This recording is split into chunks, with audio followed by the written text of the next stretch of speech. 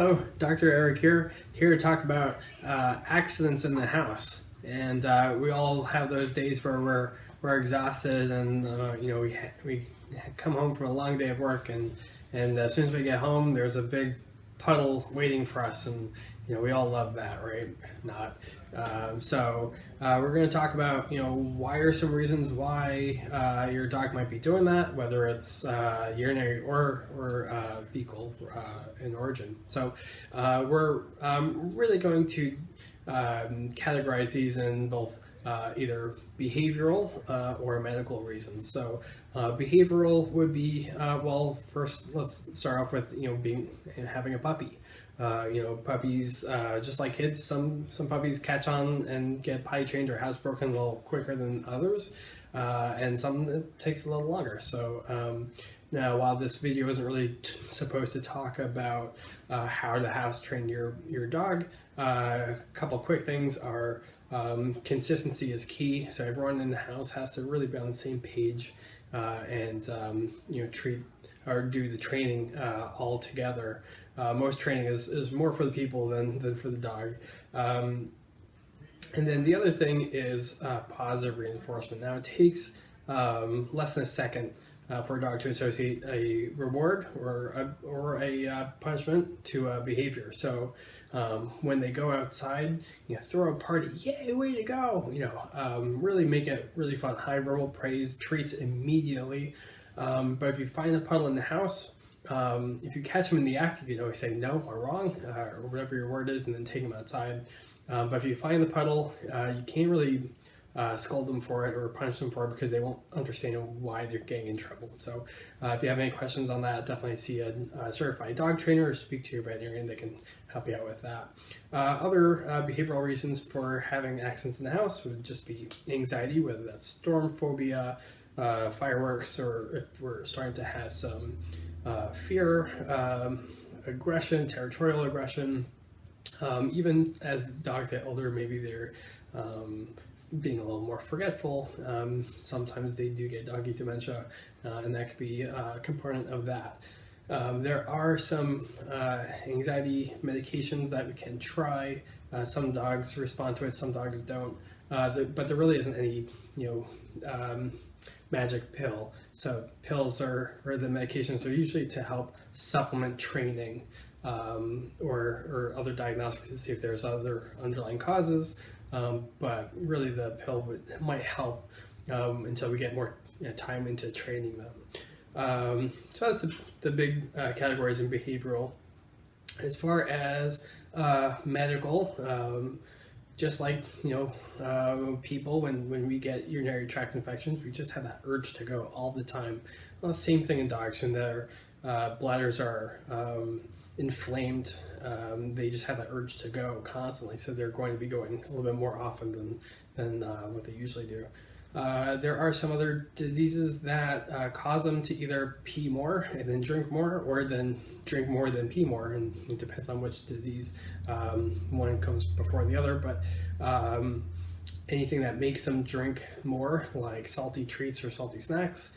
Some medications might make them drink more, like Lasix or diuretics, steroids. Some anti-seizure meds can do that. If they're drinking more, obviously they're going to have to be taken out more, which might be a little off the typical schedule that we're used to. But just be aware of that. Anytime you have a new medication, you could always ask your vet, hey, is this going to make my dog pee a little bit more? And then they can kind of schedule your day accordingly. Other diseases that might make them drink and pee more, things like diabetes, that definitely can make them drink and pee more. There are other clinical signs sometimes involved in that, including weight loss. Cushing's disease is another one that can make them drink and pee a lot, where you might also have pot belly appearance, muscle wasting, some skin issues. So if you see that your dog is suddenly drinking and peeing more, or you feel like you're having to refill the water bowl more than usual, or you're having more accidents in the house than you used to, those are reasons why you should get your dog checked out. It might not just be an accident just because there might actually be some medical reason to it, and sometimes it's very important to get that checked out, because if there's an underlying cause, that can certainly affect their quality of life. Other reasons, as far as fecal goes, if they have any kind of diarrhea, can make them go more often.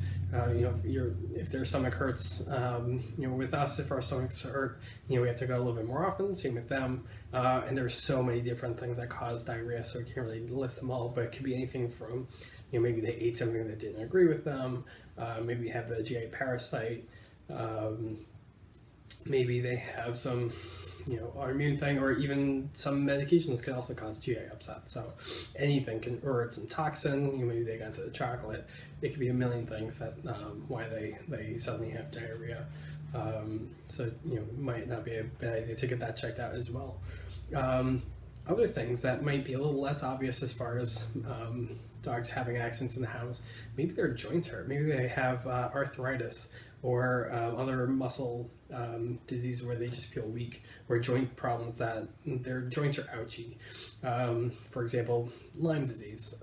Sometimes their joints get really ouchy and they just don't want to go out, so they might hold it for as long as they can, because they just don't want to posture and squat and all that because it hurts, and then all of a sudden they realize, well, they held it so long they just can't hold it anymore. So you might have some issues there.